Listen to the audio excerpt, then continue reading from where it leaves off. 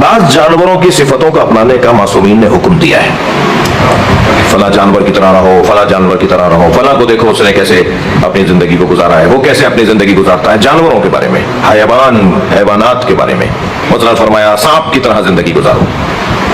ارے سانپ، ہم اشرف المخلوقات، اور معصوم فرما رہے کونوا بالحیہ، سانپ کی طرح زندگی گزارو۔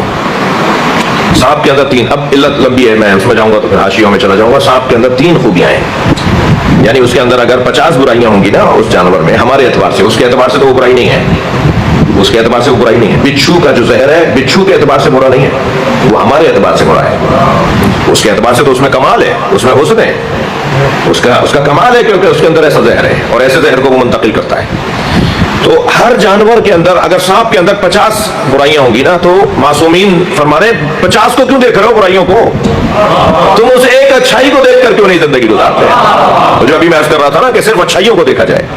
تین صفتیں سانپ کے اندر پائی جاتی ہیں، اور اگر معصوم فرما رہے کونوا بالحیہ، کونوا کالحیہ، معاف کیجیے گا حدیث ہے کونوا کالحیہ، سانپ کی طرح زندگی گزارو۔ ایک صفت اس کے اندر یہ ہے کہ اس کا ظاہر بڑا لین ملائم ہوتا ہے، نقش و نگار بھی اس کے، کبھی چلتے پھرتے اگر وہ دیکھ لیں، رپورٹیں دیکھ لیں کہ جو سانپوں کے بارے میں ڈالی گئی ہیں تو کیا کیا خوبصورت خوبصورت سانپ دنیا میں ہے، ان کا ظاہر بہت اچھا ہوتا ہے۔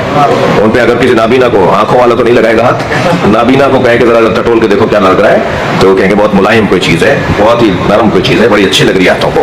اس کا ظاہر ملائم بھی ہے اور ظاہر نقش اور نگار کی وجہ سے خوبصورت بھی ہے۔ شاید معصوم فرما رہے ہیں کہ اپنا ظاہر اچھا بنا لو، مگر جس کا ظاہر اچھا ہو اور باطن میں زہر ہو اسے منافق کہتے ہیں۔ منافق کی مختصر تعریف یہ ہے جس کا ظاہر اچھا ہو اور باطن میں زہر ہو، تو یقیناً یہ نہیں فرما رہے حضرت۔ پھر دوسری صفت سانپ کے اندر یہ ہے کہ سانپ اس وقت تک حملہ نہیں کرتا جب تک کہ اس پہ حملہ ہو، وہ حملہ نہ ہو، یعنی حملہ کرنے والے پہ حملہ کرتا ہے، سوئے ہوئے کو نہیں ڈستا، بچوں کو نہیں ڈستا۔ پاگل سانپوں کی بات نہیں کر رہا میں، پاگل سانپ سوئے ہوئے کو بھی ڈس دیتا ہے، جی بچوں کو بھی ڈس لیتا ہے، لیکن اگر سانپ پاگل نہیں ہے، ہر جانور کی اپنی فہم ہے، اپنا فہم ہے، تو وہ بچوں کو نہیں ڈسے گا۔ کیوں؟ اس لیے کہ پتا ہے یہ مجھے مارے گا نہیں، یہ سو رہا ہے مجھے کچھ نہیں کہے گا، اس کے اوپر سے گزر جائے گا، برابر سے گزر جائے گا، ڈسے گا نہیں۔ تو شاید یہ فرما رہے ہیں کہ جب تک حملہ نہ ہو تم بھی حملہ مت کرو۔ لیکن اگر یہ مان لیں تو ایک اور جگہ حدیث میں فرما رہے ہیں کہ اگر کوئی حملہ کر دے تو خبردار پھر بھی اسے موقع دو کہ وہ توبہ کر لے، اس پہ حملہ نہیں کرو۔ یہ شاید یہ والی بات بھی نہیں ہے، کچھ ہے لیکن یہ شاید یہ والی بات بھی نہیں ہے۔ شاید جو بات مثلا بات آئی تھی تو میں کہہ رہا ہوں شاید اس وجہ سے فرمایا کہ سانپ کی طرح زندگی گزارو کہ سانپ جب تنو مند ہو جاتا ہے، صحت مند ہو جاتا ہے، موٹا فربا ہو جاتا ہے تو پھر وہ زمین میں سوراخ کر کے 40 دن کے لیے ایک جگہ زمین کے اندر جا کے بیٹھ جاتا ہے، بل بناتا ہے اپنا خاص، اس کے اندر جا کے بیٹھ جاتا ہے، بغیر کچھ کھائے پیے 40 دن گزارتا ہے، اور پھر 40 دن بعد اس بل سے نکل کر آتا ہے تو کیونکہ دبلا ہو جاتا ہے تو کھال اتارتا ہے اپنی، اس کی کھال اتر جاتی ہے، نئی کھال آنا شروع ہوتی ہے، یعنی وہ اپنی زندگی کا دوبارہ سے آغاز کرتا ہے، نئی زندگی کا آغاز کرتا ہے۔ شاید معصوم فرما رہے کبھی کبھی ایسا بھی کیا کرو کہ تنہائی میں جا کر اپنی زندگی کو ذرا نیا بنا لیا کرو، اپنی غلطیوں کو وہاں بیٹھ کے سوچ کر اس کے تکرار نہ کرنے کا عہد کر لیا کرو۔ ممکن ہے کہ یہ علت ہو اس کے کہنے۔ اسی طرح آپ نے بھینس کو دیکھا ہوگا، معاف کیجیے گا، بھینس، اس کے آگے آپ گاڑی اپنی لے جا کے لگا دیں، یہ آپ کی گاڑی کو ٹکر نہیں مارے گی، راستہ بدل کے جائے گی، آپ پھر وہاں جا کے کھڑے ہو جائے پھر راستہ بدلے گی، پھر وہاں کھڑے ہو جائے راستہ بدلے گی، یہ کبھی آپ کو ٹکر نہیں مارے گی۔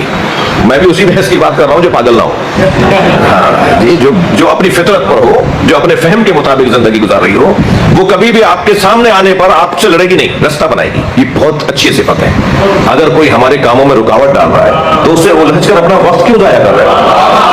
اپنا دوسرا راستہ دو، اپنے معاملات کو آگے بڑھاؤ۔ جانوروں میں جیسے مرغی ہے، اب جانوروں پر ہی بات تھوڑی سی ہو جائے، یہ مرغی ہے یہ بزدل بھی ہے اور کنجوس بھی ہے۔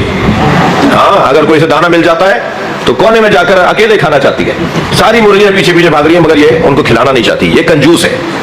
اور بزدل ایسی ہے کہ آپ کو پتھر پھینکے، کوئی لکڑی پھینکے، ہاتھ کا اشارہ کریں، آپ قریب جائیں تو بھاگے گی، بزدل ہے، بھاگتی ہے، ڈرتی ہے۔ لیکن جیسے ہی اس کے انڈوں سے چوزے نکلتے ہیں تو پھر یہ شجاع بھی ہو جاتی ہے، ان بچوں کی خاطر چیل کتے بلی سے لڑ جاتی ہے، اور یہ سخی بھی ہو جاتی ہے، بجا بجا کے پہلے انہیں کھلاتی ہے، آوازیں نکالتی ہے خاص طرح کی، وہ بچے دوڑتے ہوئے آتے ہیں، جب کوئی دانا مل جاتا ہے تو خاص آواز نکالتی ہے جو بچوں کو پتا ہوتی ہے، اس کے چوزے بھاگ کر آتے ہیں، انہیں کھلاتی ہے، بھوکی رہتی ہے دوسرے کو کھلاتی ہے۔ یعنی جو کنجوس بھی تھی، جو بزدل بھی تھی، وہ شجاع بھی ہو گئی، وہ سخی بھی ہو گئی۔ کیوں؟ اس لیے کہ اسے کسی سے محبت ہو گئی ہے، اور کسی سے محبت انسان کو سخی بھی بنا دیتا ہے اور شجاع بھی بنا دیتا ہے۔ تو بہتر نہیں ہے محبت علی سے ہو جو ہمارے وجود میں شجاعت کو بھی لے کر آئے اور سخاوت کو بھی لے کر آئے۔ صلوات پڑھنے محمد و آل محمد۔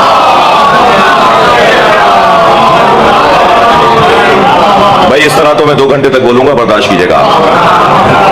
اذلۃ علی المؤمنین، مومنین سے کبھی وہ لڑتے نہیں ہیں، مومنین کے آگے وہ متواضع رہتے ہیں۔ تکبر اور مومن سے تکبر یہ ان کی لغت میں نہیں ہے، مومن سے نہیں لڑنا بھائی۔ لوگوں کو بولنے دیجئے بزدل تھا، لوگوں کو بولنے دیجئے سچا ہوتا تو جواب دیتا، لوگوں کو بولنے دیجئے حق پر ہوتا تو جواب دیتا، بولنے دیجئے۔ اور یہ جو بولنے والے ہوتے ہیں، میں آپ کو بتاؤں سوشل میڈیا کی عمر 3 دن سے زیادہ نہیں ہے۔ یہ سوشل میڈیا کی جو کھیل ہے نا، وہ 3 سے تیسرے دن پہ دم توڑنے لگتا ہے، کیونکہ چوتھے دن ایک نیا کام آ جاتا ہے اور وہ سارا پچھلا والا کام ختم ہو جاتا ہے۔ بولنے دیجئے لوگوں کو، لوگ کیا بولیں گے، لوگ کہیں گے یہ بزدل تھا، لوگ کہیں گے حق پر نہیں تھا، سچا نہیں تھا، سچا ہوتا تو جواب دیتا، بولنے دیجئے، کیا فرق پڑتا ہے کسی کے بولنے سے۔ مگر میرا ضمیر مطمئن ہوگا کہ میں مومن سے لڑا نہیں، میں نے اس سے جھگڑا نہیں کیا جو اہل بیت کا چاہنے والا ہے۔ اذلۃ علی المؤمنین، چوتھی صفت عزۃ علی الکافرین۔